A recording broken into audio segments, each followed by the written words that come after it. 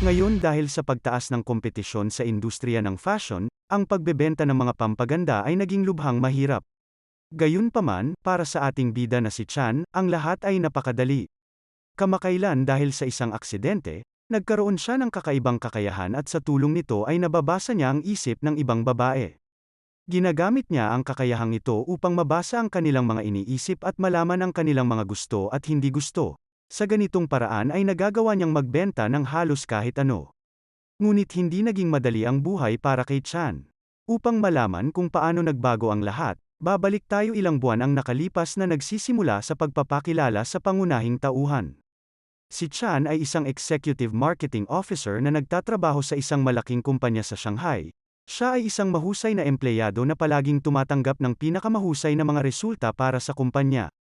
Gayunpaman ay mayroong isang maliit na problema. Si Chan ay isang arogante na mataas ang tingin sa sarili at naniniwala rin siya na lahat ng babae ay may gusto sa kanya.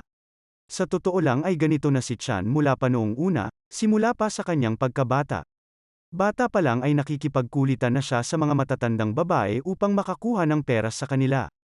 Habang lumalaki siya ay nahilig siya sa mga babae at nagsimulang makipag one-night stand sa mga ito. Sinimulan pa niyang tawagin ang kanyang sarili na regalo ng Diyos para sa mga babae. Si Chan ay ikinasal sa isang mayaman na babae na nagngangalang Gigi, ngunit ang kanilang relasyon ay hindi nagtagal dahil sa kanyang pagiging maluho sa buhay.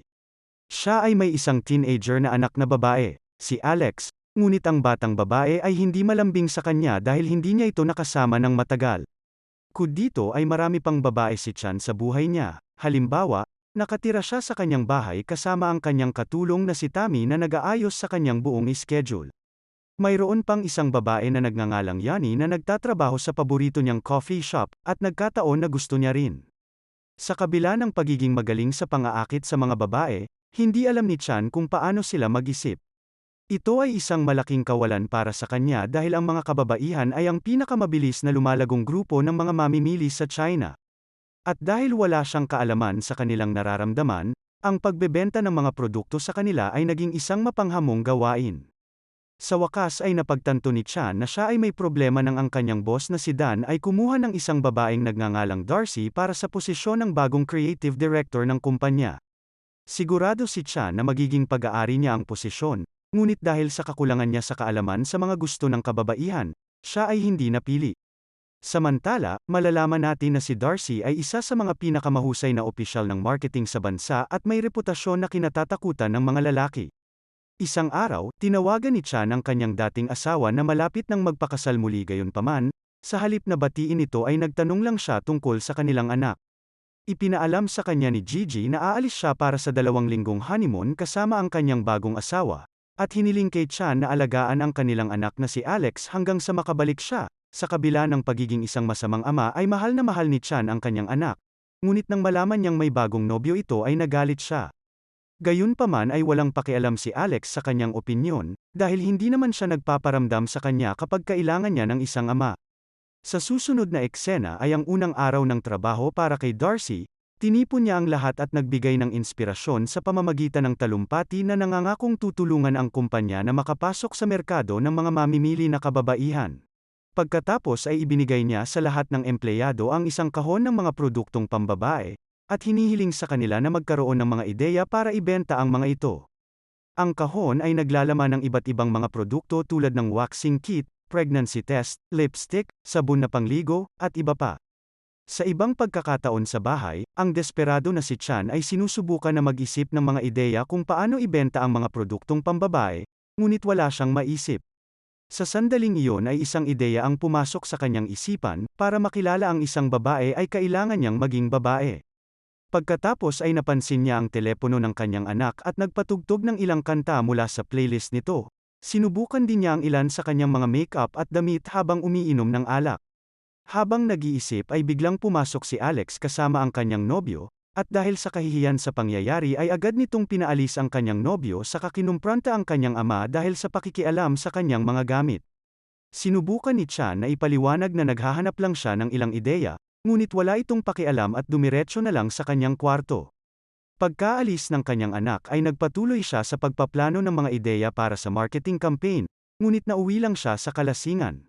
Dahil sa suot niyang heels ay naaksidente siya na nadulas at nahulog sa kanyang bathtub na puno ng tubig. Ang masaklap pa nito, nahulog din ang dekuryente na isda na nagpakuryente sa kanya at naging dahilan upang mawalan siya ng malay. Nang magising siya sa ospital kinabukasan, nakakita siya ng nurse na nagbabantay sa kanya at nakakagulat dahil naririnig niya ang kanyang mga iniisip kung saan nagrereklamo ito tungkol sa kanyang maruming pamumuhay. Nagulat si Chan sa kakaibang pangyayari, ngunit hindi niya ito masyadong inisip at nagpatuloy sa kanyang araw.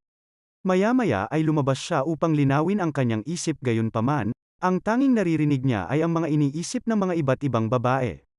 Ang isang babae ay galit sa kanyang kasintahan habang ang isa naman ay natatakot na maging tomboy dahil nakipag-date siya sa isang babae. Ang lahat ng ito ay ikinatakot ni Chan kaya nagmadali siyang pumunta sa kanyang opisina, ngunit lalo lamang lumala ang sitwasyon dahil nalaman niyang masama ang tingin sa kanya ng mga katrabaho niyang babae. Ang isang babae ay tinawag siyang walang kwenta habang ang isa ay pinagtatawanan ang kanyang hitsura. Sa lahat ng pangyayaring ito, sinubukan ni Chan na pumunta sa kanyang doktor ngunit kinaladkad siya ng isang katrabaho sa nakatakdang pagpupulong. Doon ay hindi niya mapigil ang isipin ang tungkol sa kanyang bagong sakit, ngunit pagkaraan ng ilang sandali ay ginamit niya ito upang basahin ang mga iniisip ng mga babae at mapabilib si Darcy. Kinagabihan nang bumalik si Chan sa kanyang bahay, nahuli niya si Alex at ang kanyang kasintahan na may ginagawa. Tulad ng ibang ama ay nagalit siya at inutusan ang lalaki na umalis. Ngunit nagalit lamang si Alex at sinabi nito ang mga nakakakilabot na bagay tungkol sa kanyang ama sa kanyang isip. Pagkaalis ni Alex, si Chan ay nagsimulang uminom ng alak dahil nagagalit na siya sa mga babaeng nagsasalita ng masama tungkol sa kanya. Lumabas siya habang umuulan na dala ang parehong isdang ilaw at kinuryente ang sarili. Iniisip na ibabalik siya nito sa normal ngunit nabigo ang kanyang plano. Kinaumagahan ay nagising si Chan at nakita ang kanyang kasambahay na si Tammy na naglilinis. Nakakapagtaka dahil siya lang ang babaeng walang masamang iniisip tungkol sa kanya. Sa makatuwid, nagpasya siyang ibahagi ang kanyang lihim na kakayahan sa kanya. Noong una ay hindi naniniwala si Tammy sa mga sinasabi niya, ngunit nang binasa ni Chan ang lahat ng kanyang iniisip, naniwala na rin ito. Pagkatapos ay sinabi ni Tammy kay Chan na siya ang pinakamaswerteng lalaki sa mundo, dahil may kakayahan siyang unawain ang mga babae. Sa makatuwid, sa halip na alisin ito, dapat niyang samantalahin ang kakayahan. Sumang-ayon din si Chan sa konsepto, at nagpasya siyang gamitin ito upang gawin ang isang bagay na gusto niya, ang dumiskarte ng mga babae. Maya-maya ay pinuntahan niya si Yani at muling niyaya itong makipag-date, at sa pagkakataong ito ay nakumbinsi niya siya sa pamamagitan ng pagbabasa ng kanyang isip at pagsasabi sa kanya ng lahat ng gusto niya. Kinabukasan sa trabaho ay nagsimulang makisama si Chan sa kanyang mga kasamahang babae, tinutulungan niya sila sa kanilang trabaho na may magalang na pagtrato at lubos na paggalang. Nalaman din niya na si Darcy ay lihim na nagtatrabaho upang makuha ang proyekto ng Lotto Sport, kaya siya ay nag-alok din ng tulong. Habang patuloy na nag-uusap ang dalawa, nalaman ni Darcy na si Chan ay may isang anak na dalaga na babae na nagkataon na hindi siya gusto. Pagkatapos ay iminungkahi niya na bumili siya ng mga bagong damit para sa kanyang anak na babae, na sinasabing ito ay isang malaking bagay para sa mga dalagita. Pag-uwi ni Chan ay nadatnan niya si Alex na pinag-uusapan ang isang paparating na party kasama ang dalawang kaibigan nito. Binati niya ang kanyang mga kaibigan, ngunit naiinis sa kanya ang mga ito dahil sa pagiging isang boring na ama. Gayunpaman, mabilis niyang binago ang kanilang opinyon sa pamamagitan ng pag-aalok na isama nila si Alex para sa pamimili. Ikinalulugod ito ng mga batang babae, at pinatawad ng kanyang anak si Chan sa naunang insidente. Sa susunod na eksena, dinala ni Chan si Yani sa isang restaurant at binasa ang kanyang isip upang lumikha ng perpektong date. Pagkaraan ng ilang sandali, hinatid niya ang lasing na si Yani malapit sa kanyang tahanan na desperado na makasama siya sa gabi. Gayunpaman, dahil gusto ni Chan na gumawa ng pangmatagalang impresyon sa kanya, gumawa siya ng dahilan at nangangakong magkikita sila uli sa lalong madaling panahon. Sa pagdaan ng mga araw, nagsimulang gumugol si Chan ng mas maraming oras sa mga babae. Ang kanyang layunin ay mas maunawaan ang kanilang pag-iisip, upang siya ay maging isang mas mabuting tao. Nagsisimula rin siyang gumugol ng mas maraming oras kasama si Darcy, at gamit ang kanyang espesyal na kakayahan ay ninakaw niya ang kanyang mga ideya bago pa niya ito mabanggit. Bagamat nabigla, nagpasya si Darcy na manatiling tahimik dahil naniniwala siyang nagsisimula na siyang magustuhan ito. Sa kabilang banda, ang relasyon ni Chan sa kanyang anak na babae ay nagsisimula ring bumuti pagkatapos niyang tulungan itong makahanap ng isang prom dress. Nang nagiging maayos na ang lahat, napansin ni Chan ang isang problema. Sa tingin niya ay nakikipag-date lang kay Alex ang kanyang nobyo para makuha ang kanyang katawan. Isang araw ay sinubukan niyang ipaunawa sa kanyang anak na ang mga babae ay dapat maging matalino sa pagpili ng kanilang mga kapareha, ngunit si Alex ay walang pakialam. Sa halip ay sinigawan siya nito at sinabing wala siyang karapatan na biglang manghihimasok sa kanyang buhay pagkatapos ng 15 taon, at maging isang maalaga na ama. Ikinasama ito ng loob ni Chan, ngunit alam niyang tama siya. Pagkaraan ng isang linggo, patuloy na ginagamit ni Chan ang damdamin ni Darcy para sa kanyang kalamangan.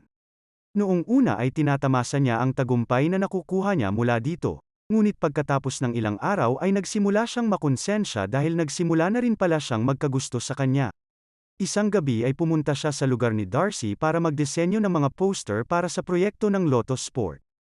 Noong una, trabaho lang ang pinag-uusapan nila pero hindi nagtagal ay nagkaroon ng isang tagayan at nagkaroon ng romantiko na oras. Nagpatugtog sila ng mga kanta, sumayaw, at nagbahagi ng kwento ng buhay sa isa't isa. Nang sila ay nasobrahan na sa alak, nakatulog sila sa sahig. Makalipas ang ilang araw ay binisita ni Yani si Chan sa labas ng kanyang apartment. Sinita siya nito sa hindi pagtawag sa kanya pagkatapos ng huli nilang pagkikita. Sa pagkakataong ito ay nalulungkot si Chan, kaya para wakasan nito ay nagsinungaling siya na siya ay bakla. Binanggit din niya na kung lalaki siya, pinakasalan na niya ito. Nakapagtataka dahil tinanggap ni Yani ang kwento, at nakahinga siya ng maluwag. Sa araw ng presentasyon ng Lotus Sport, nakonsensya si Chan sa pagnanakaw ng ideya ni Darcy kaya sinabihan niya ito na dumalo sa halip na siya. Gayunpaman, bilang mabait na babae, tumanggi si Darcy na sinasabing siya ang unang nakaisip ng ideya. Dahil dito ay walang pagpipilian si Chan kundi pumayag. Sa susunod na eksena, muling ginamit ni Chan ang kanyang mga kasanayan sa pagbabasa ng isip, upang mapabilib ang lahat ng babae sa presentasyon, at bilang resulta ay nakuha ng kanyang kumpanya ang kontrata ng Lotus Sport. Gayunpaman, nalulungkot si Chan sa ginagawa niya kay Darcy.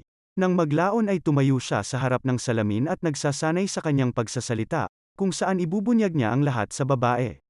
Gayunpaman, bago siya makatapos ay pinutol siya ni Darcy at dinala sa kanyang bagong bili na bahay at doon ay nagkaroon na naman ng romantikong date ang dalawa.